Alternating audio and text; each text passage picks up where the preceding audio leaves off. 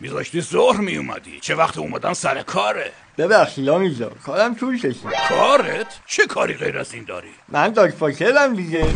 از هیکلت خجالت نمیکشی؟ این همه آدم چرا حیوان؟ این همه حیوان چرا سگ؟ داگ واکره آمیرزا، یعنی سگا رو میبره گردش. ها؟ تو سگت کجا بود؟ سگ خودم که نه، سگ همسایه ها رو با نوز نیم ساعت گردش مایی 15 میلیون بهم میدن. یعنی همچین پول خوبی داره؟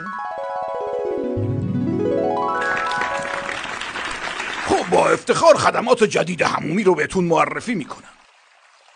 ایشون داگ واشر و داگ سابر ماست، یعنی سگا رو میشوره و میسابه. این آقا هم داگ مالر هستن و سگا رو مشت و مال میدن.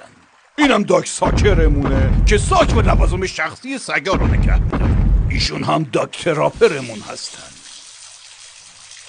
عزیزم میدونم صاحب تو رو درک نمی‌کنه. دو تا دنیای متفاوت داری. به حریم شخصی احترام نمیذاری. ولی اینا دلیل نمیشه که تو اخلاقت مثل سگ بشه. زندگی رو واسه خودت سگی نکن. گور پدر سگه. این صاحب نشد یه صاحب دیگه. حمامی آی حمامی فرش قالی چند